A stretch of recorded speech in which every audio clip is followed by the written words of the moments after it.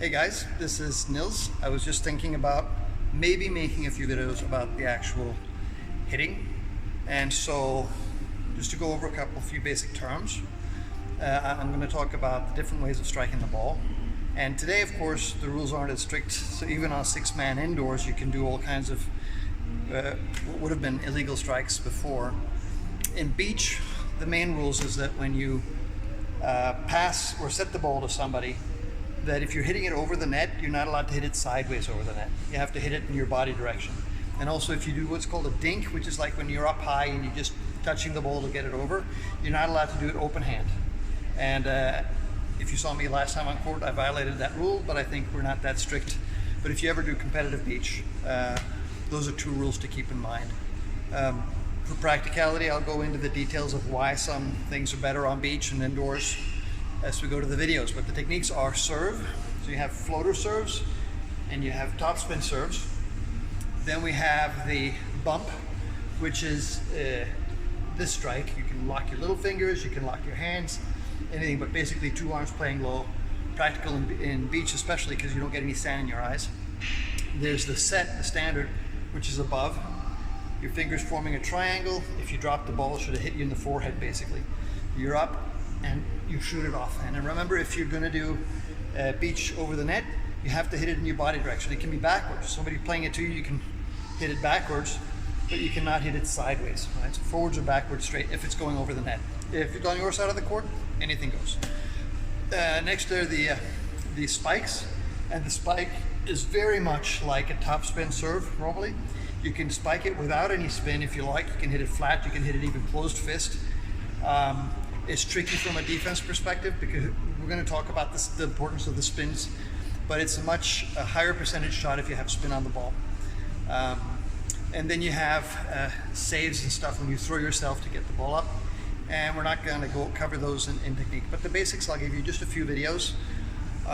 Also block, right? And depending on our height and the level we play at, blocking might not really be an option. So the most important shot of all will be just serving and bump, and the bump is what I'm going to probably talk about most. So stay tuned for a few more videos. So first things first is the serve. Let's do that because the serve puts the ball in play. And so when we're playing, the main thing is just get the ball on the court.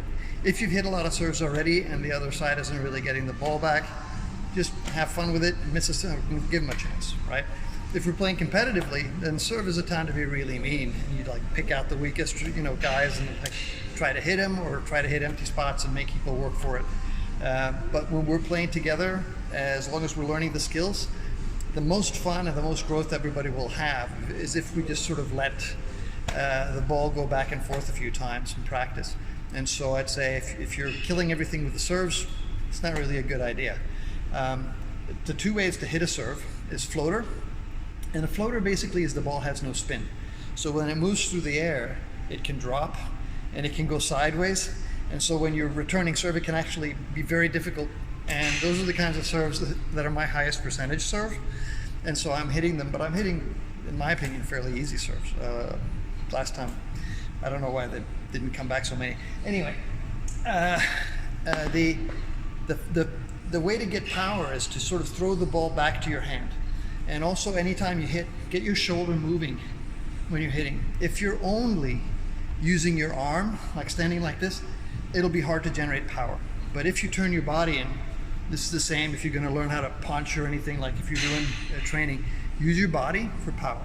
So here, you throw the ball back a little bit and boom, hit it flat, open hand, and it'll go over without any spin. Even if you put a little bit of almost underspin on it, the problem is any spin on the ball will make it more predictable. The underspin will make the ball go up and then drop down. All right. The second kind of spin is the top spin. And when you hit the top spin, this is not the good, but they don't have a volleyball to demonstrate. Your hand comes up along the back of the ball. So that's what gives it the spin. It's sort of the place where your hand hits it. You're hitting it here behind. And then your hand follows through upwards and over, and the ball will go fairly high and then pull down fast at the end. This is the same thing you see in tennis a lot. You use topspin shots, you can use a lot of power, and towards the end it'll just drop down and hit the court. If you're hitting a topspin to somebody's playing defense, it's really tough because it can be this level at somebody and then it can still drop inside the baseline.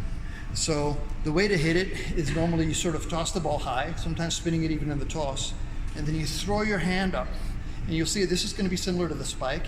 Watch my elbow, turning, and then throwing the hand upwards, following through. So here, throwing it up, boom. It also looks a lot like a tennis serve, especially if you're doing a topspin tennis serve. All right, so here, throw it up, and topspin serve. And we can work on that when we practice. Again, a lot of these things, it's like the theory isn't easy, but this is the video about serving, and then later on we can put it into practice.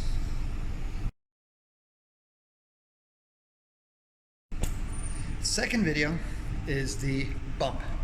And the bump is super important, especially in beach, because if you set the ball with the balls basically over your eyes and it's covered in sand, there's a good chance you get sand all over your eyes. So some people, they just don't hit the ball here very much in beach, unless they're playing defense and the ball's coming in, they have to just react and knock the ball up in the air so somebody can get to it and hit it up for a spike by somebody else.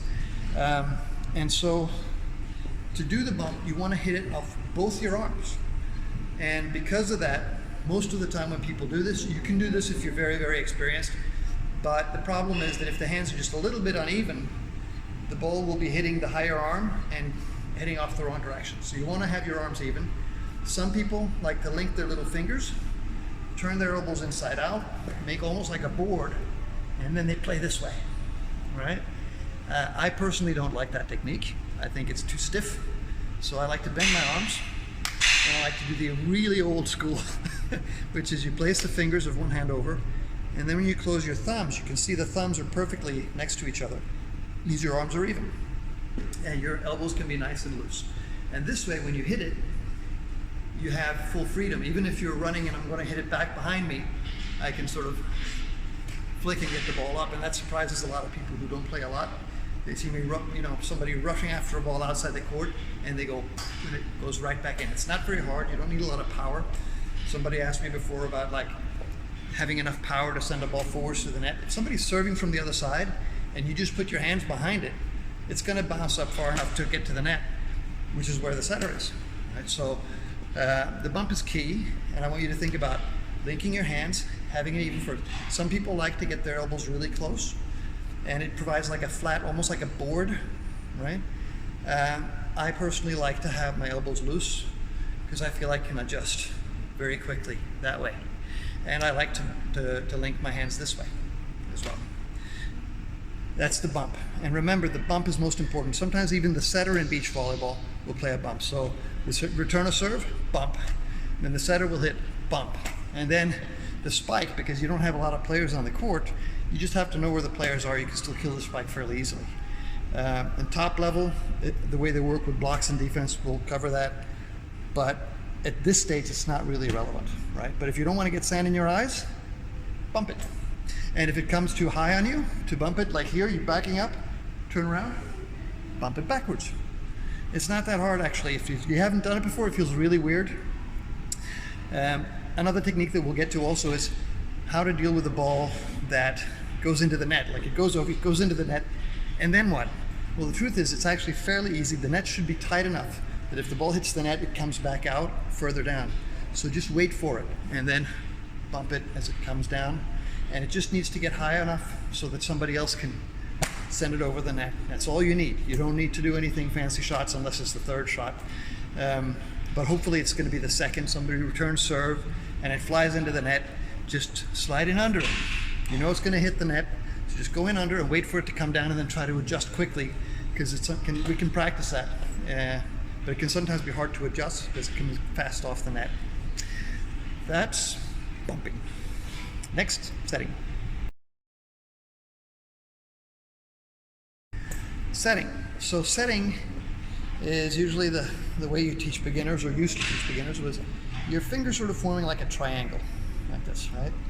And the ball comes down mostly between index and thumb. And I know some top level setters, who's like national team level, and they like to really stiffen their hands, so when they hit it, boom, it's almost like a very fast shot. And you'll notice that I'm pushing out my thumb. The reason I'm doing that is because they like to put a little bit of underspin on it so they can make the shot sort of straight, and then the set can be lower and people can still spike really hard on it. So when you get to higher levels, you don't really hit high sets very much. You send them out there with a lot of speed, and so you want to just boom, immediately hit it. What I like, especially for beginners, to get a little bit more control, and this is again way too heavy, but I'll meet it here and then let it sink into my hands and then send it out. And when you do that, you can switch directions. You can send it sideways. You can even use your thumbs and send it back. Right? So I can take it here and then send it backwards to somebody else. And a way to practice this, if you have a volleyball at home, you can just sort of lie still. Let me see, this can be heavy, but and you can just sort of do these kinds of drills. Don't do it with a big medicine ball like this, but I don't have anything else at the moment. That's setting. And setting is good because many times the returns by net, you can be high up, almost by the edge of the net, and hit it. In an indoor volleyball, you'll have somebody hanging over you, waiting for a short set to slam it down, and somebody ready on the sides and behind you as well, so that bumping it's just too low, it's too slow, everybody can see what's happening. You're up here, you have very good precision. Like if I play basketball, I'm more precise hitting them like this than actually throwing the ball. It gives an advantage. But for us, in beach volleyball, before we can get it to the setter really well, bump it, right, if you want to. So the bump is going to be much more important. The problem is a little bit when it gets high to the net, if you don't want to take it after it gets to the net, you're going to have to use this one. And again, after the net can be tricky because especially if the net's loose, it's sort of almost going to go down on the opposite side of the court, and then you have to hit it backwards so to not hit it into the net on the way back. Again, that's for practicing if we have a practice session. Next video, spiking. So the spike is basically like an overhand serve. You come up, normally they tell you is like point at the ball, or just point at the ball, and then as you're spiking, you bring that hand down, and it's to give your body that turn. Again, your body gives you the power. And if you're high up over the net, you can spike the ball downwards, and you can make the ball really rip it. Even if you're lower, if you have good topspin, like I can stand on the ground, you can do a line drive like my topspin serves, and you can hit a good attack just off the ground. And on beach, especially like me, I'm not used to beach. I played a couple of times a couple of years ago in Bangkok. Before that, it was about 20 years since I played volleyball. And so my timing is out the window, probably even for indoor, my timing is off. And so I don't really try to jump and hit. But if you're standing, you want your hand to come up behind the ball and give it a good spin, all right? And also if somebody's blocking the ball, if it has a lot of topspin, it'll bounce and actually bounce upwards to give you a little bit of time, unless their technique is so good they just slam it into the ground. And the block will be the next technique I talk about, and the dinking will be done. I hope that's clear. One thing I can talk a little bit, let me see if I can adjust this so you might be able to see a little bit more my feet. And here, that'll work. Normally when you spike, the set's coming from this direction, you're right-handed, you'll be playing on the left side of the court. You slide in with a 1-2 step with the length. So step forward, 1-2, and then use your arms for the jump. And when you use your arms, one stays, one pulls back, and down. So again, step in, up, back elbow, forward elbow, extend over the ball, and come down. All right? That's going to be the overhead hit, the spike. And if you're good, if you're advanced, you can hit it down to the 10-foot line. I don't think that's going to happen too much. Next, dinks. So, dinks. What is a dink? A dink is, you might go up for a spike and you have a massive block in front of you. Instead of spiking, everybody's backing up to play defense. So you just touch it, you leave it short, just over the block or just next to the block, and it drops down to the ground. And indoors, you can use your fingertips for this. However, in beach, you cannot, because you have so few defenders on a beach court. Again, it's like, you know, if I can hit the set anyway I want, it's too easy for me to drop it over and win the point. So same thing with the dinks, that you can't use your fingertips to do it. If you do use your fingertips, just reach up to the ball, and again, allow, like when you set, a little bit of give, so you can control the ball. let it into your hand a little bit, send it out another direction. All right? If you're using your fist, which is what you should do in beach, you just jump up, pop it up. It's normally done when you're very close to the net anyway. So basically, you might have somebody trying to block right over you. And if you try to hit it straight forward, it's going to go into their hand. So just jump up, punch the ball straight upwards, and let it go back to the back of the court.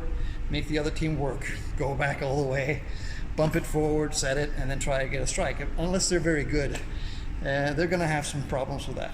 So just nice and easy, hop up, use closed hand, and knock it over the net.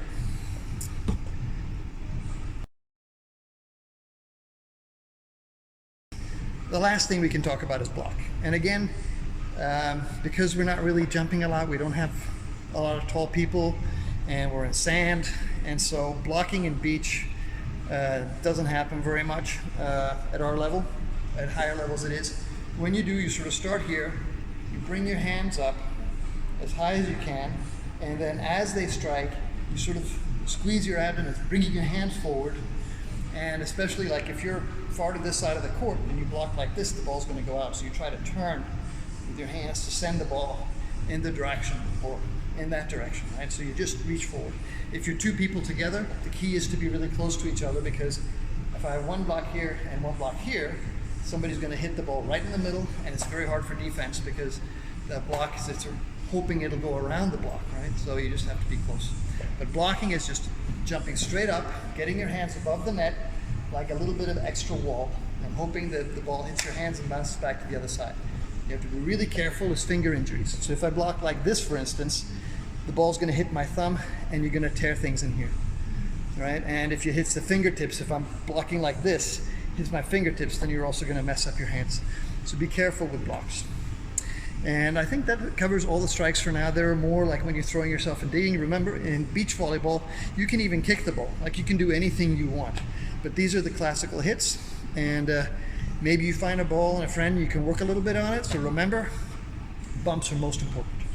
If you want to work on anything, bumps, and just finding a safe serve. And we can start, when we're training, start hitting the serve from half court if you feel weak, and just get the confidence and then move back gradually as we feel it. You can use underhand serves because, again, getting the ball in play is the most important thing, right? So if you don't get the ball in play, you can never win. If you get the ball in play, at least the other team has to do something to beat you, right? So just put the ball on the court, and an underhand serve will well. And you can mean underhand serves too. You can make them flat. You can hit them open hand with spins. You can hit them like this, like almost like floaters as well. So don't disparage the underhand serve. It can actually be quite good, and especially if you don't feel you have power enough to hit it here, it's fine. There's nothing wrong with it. That'll be all for me for today. I'm going to try to post these videos to the line chat, and if you like them, going off, you know how to do it, put them in the notes, because you have to teach me how to do that, because I've never used that since before. I use things on Facebook. I don't use line very much. Thank you, everyone. Have a wonderful weekend, and hope to see you soon.